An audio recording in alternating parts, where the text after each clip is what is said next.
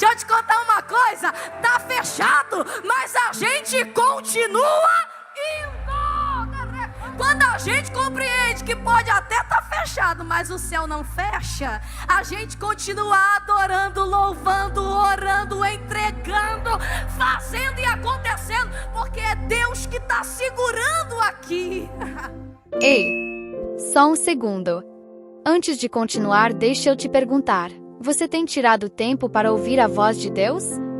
Se quer começar seus dias com mais paz, direção e fé, precisa conhecer o devocional Café com Deus Pai.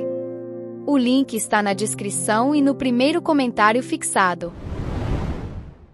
Aguenta firme. Vim amando do Senhor dizer para você: aguenta firme.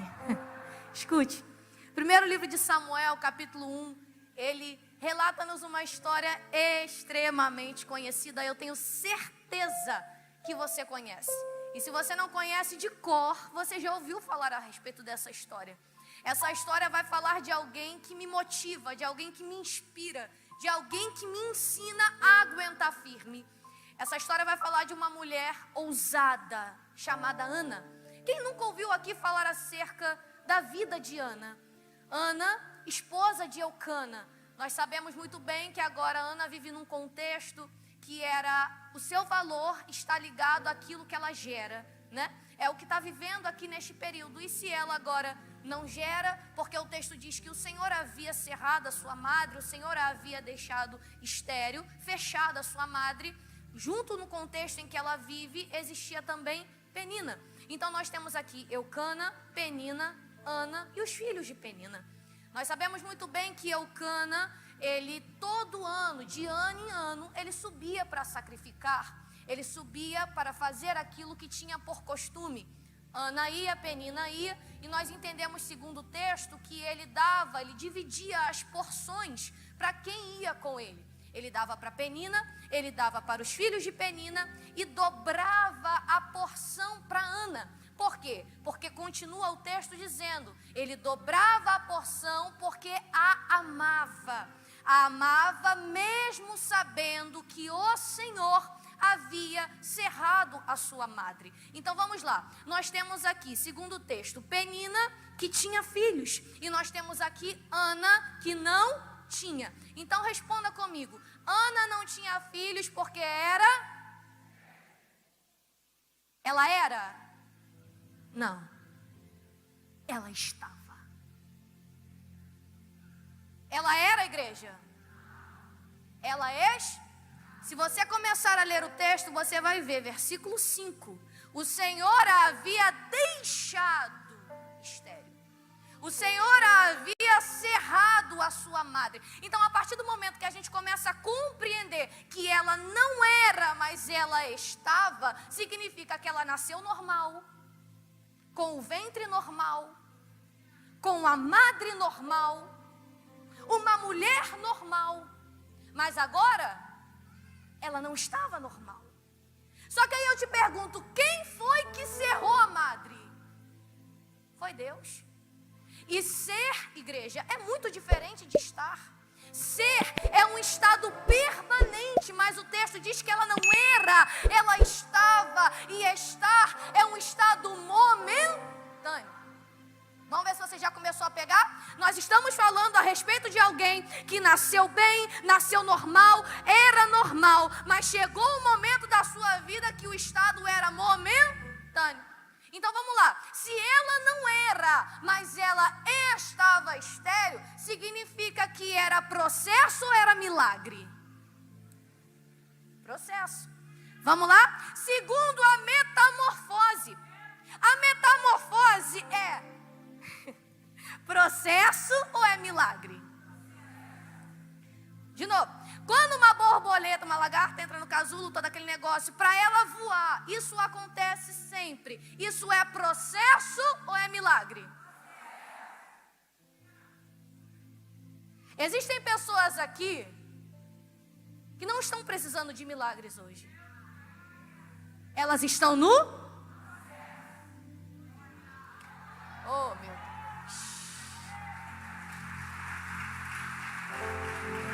É processo que eu vim pregar hoje. A gente começa a entender aqui que ela não precisava de um milagre, ela estava participando de um processo. E o processo é difícil demais, o processo dói demais, mas é aquilo, ela não era, ela estava. E se ela não era, ela estava, ela precisava de uma transformação. Mas é aquilo, você sabe que precisa da transformação, mas tem medo do processo. Vou repetir. Às vezes a gente compreende que precisa de uma transformação, porque nós não somos, nós estamos. Mas Deus está dizendo, não precisa ter medo do processo, porque o processo é necessário aqui. E a gente consegue compreender que isso aconteceu porque Deus havia feito assim. Então, se Deus havia cerrado a madre dela, eu vejo Deus segurando aqui. Aqui está a madre de Ana, e aqui está o processo. Quem está segurando? Está fechado ou está aberto? Se Deus fechou, quem colocou a mão? Deus. O texto diz que Elcana subia de ano em ano para oferecer sacrifício. E ia Ana junto. E quando Ana ia, o que acontecia? Penina irritava excessivamente. Aí diz o texto assim com uma vírgula, porque ela não gerava. Então Ana sofria tudo aquilo mediante ao que ela ia fazer, que era o sacrifício, ia junto com o marido, mas ela estava sofrendo. Então a gente consegue compreender que aqui o útero está fechado, mas Ana continua indo. Vamos lá? Aqui o útero está fechado, mas Ana continua indo. Aqui o útero está fechado, mas Ana continua indo. Aí eu pergunto para você, o que fechou na sua vida? E sabe o que é mais lindo? Fechado ou não, olha onde você está. Deixa eu te contar uma coisa, está fechado, mas a gente continua indo. O casamento fechou, mas tu está aqui no culto. A madre fechou, mas tu está aqui no culto. O filho fechou, mas tu está aqui no culto. A empresa fechou, mas você está aqui no culto. Por quê, Carol? Porque Ana entendia, está fechado o útero, mas o céu ainda está aberto. Quando a gente compreende que pode até estar fechado, mas o céu não fecha, a gente continua adorando, louvando, orando, entregando, fazendo e acontecendo, porque é Deus que está segurando aqui. Eu amo pregar aqui porque todas as vezes a pastora ela confirma a minha mensagem. E ela disse aqui no louvor, o que você vai entregar hoje? O que você vai entregar hoje? Aí você vai dizer assim, não sei, pastora, está tudo fechado. Entrega o que você não tem. Você vai entender. Está fechado, mas o céu está aberto. Aí a gente pensa assim, mas como que Ana consegue continuar indo? Aí o texto diz assim, ainda que ela fosse, ela chorava e não comia. Sabe por quê? Porque ela era ser humano. E eu não vim aqui pregar para super mulheres. Não vim aqui. Eu não vim dizer para você, engole o choro. Não. Quer chorar? Chora. Mas vai para o culto. Quer chorar? Chora. Mas continua no congresso. Quer chorar? Chora. Mas não fica parada, não. Continua indo. Sabe o que é a Ana que me ensina? Que Penina, por mais que a irritasse excessivamente, Penina não tem o poder de desmotivar o culto de Ana. Não tem. Não dê o luxo de desmotivarem o teu culto. Porque eu imagino Penina dizendo, mais um ano tu vai? Vai fazer o que mais um ano lá? Se você não tem resposta daquilo que você quer. Talvez em casa você tenha escutado de um marido, de um filho, mais um ano no congresso? Vai fazer o que lá? A vida está a mesma. Mais um ano subindo para lá.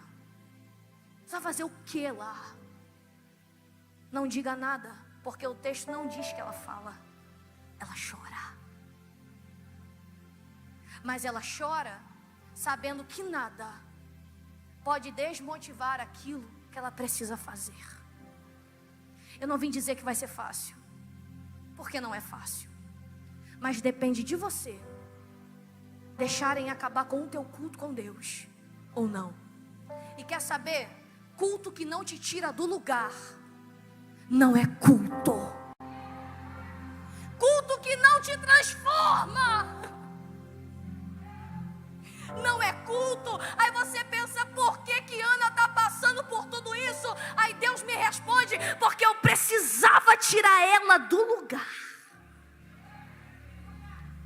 O texto diz que quando eles subiam para sacrificar, acho interessante isso, diz assim: Eucana sobe para sacrificar em Siló, e lá estavam os sacerdotes Ofni e Finéias. Qual era a necessidade do texto falar isso aqui agora? Qual era a necessidade? Eu perguntei para Deus. A gente sabe que esses dois filhos de Eli, eles estavam pervertendo o templo de Deus. Eles estavam manchando o templo de Deus. Eles pecavam. Eles faziam tudo aquilo que o Senhor não se agradava. Aí eu fiquei perguntando para Deus, por que o texto faz questão de dizer aqui agora que eles estavam lá? E Deus falou comigo: é por isso que eu faço Ana sair de casa para sacrificar. É por isso que eu faço Ana sair de casa para ir até lá. Ana está indo num lugar que ela não tem noção que mais para frente quem ela vai gerar vai assumir. Olha só, olha Deus. Quem está lá? Os filhos de Eli, fazendo tudo que não prestava. Deus precisava mudar aquela situação. Deus precisava tirar dali quem não prestava. Deus precisava tirar dali quem estava pervertendo. Mas é aquilo, não tinha ninguém na terra ainda para fazer isso. Os filhos de Penina não serviam para isso. E o que Deus faz? Se não tem ninguém para fazer, eu vou fazer alguém entrar num processo para gerar quem vai mudar aquilo lá. É por isso que Deus responde. Sabe por que está doendo tanto o teu processo? Sabe por que você está se debatendo tanto no casulo? Porque o que tu gera vai mudar uma geração. Aquilo que tu gera vai mudar uma história. Se tu tivesse noção que para onde tu está indo sacrificar é onde o que tu vai gerar vai estar, você vinha com mais vontade. Aí é aquilo, ela está indo sabendo que não tem. Só que não ter faz parte do processo. Sabia disso? Ela está indo sofrendo sabendo que não tem, porque tem gente do lado dizendo: tu não tem, eu tenho. Tu não tem, mas eu tenho. Mas ainda assim mesmo ela não tendo, ela continua indo. Até porque quando a lagarta entra no casulo, ela ainda não tem asa. Não pegou, não? Mas o fato dela não ter ainda não significa que ela não vai ter. Você pode estar chegando hoje aqui não tendo. Mas quem disse que isso vai ficar assim? Você não tem ainda. Será que você tem coragem de falar para quem está do seu lado? Diga assim, ó, ainda. Ah, meu Deus, diga melhor, porque isso é para você. Diga, ainda. Continua indo, porque ainda não tem. Mas quando tu chegar, pode ser que esse ainda mude para quem vai ter. Você vai ter, escute. Penina está irritando. Ana está chorando. Ana está sem comer. Está mexendo com ela. Com a ansiedade, porque ela quer ter e não tem. Está mexendo com o emocional. Está mexendo com o psicológico. Seu esposo chega para ela e diz assim: por que choras, Ana? Por que você está com o rosto assim? Não sou eu melhor do que 10 filhos? Aí muita gente bate nessa parte, né? Só que aqui eu vejo Deus espremendo os lados. Porque olha só, Deus precisa mudar a situação lá na frente. Só quem vai mudar é Samuel.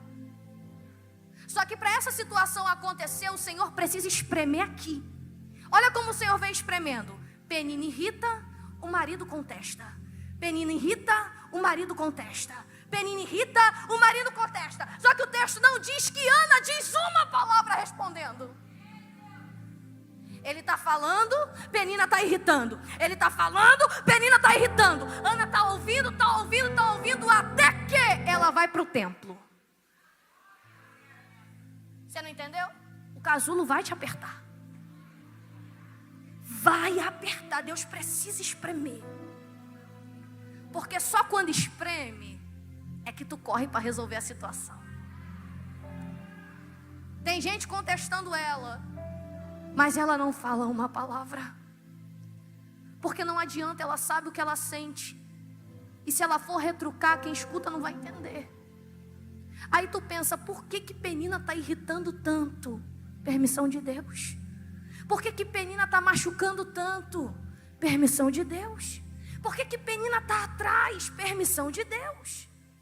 É Deus dizendo, vamos ver se agora ela não levanta para fazer alguma coisa. O texto diz que ela corre para o templo. Essa parte você conhece, né? Porque quando ela chega, ela começa a chorar abundantemente. E sabe o que me ensina com Ana? É que ela não usa o argumento de Penina para não orar. Você percebe que quando ela chega no templo, que ela começa a falar com Deus, em momento nenhum ela fala de Penina? Pelo amor de Deus, igreja. Em momento nenhum ela diz assim, estou sendo perseguida, a minha casa está só Jesus, não estou aguentando mais. Ela fala isso daqui? Muda a oração hoje. Quando você entender que vale mais o que tu vai gerar do que quem está te perseguindo ou quem está fazendo qualquer outra coisa, o negócio vai chegar na tua mão. Deus está dizendo, esquece Penina. O argumento não é Penina não. O argumento aqui é Samuel.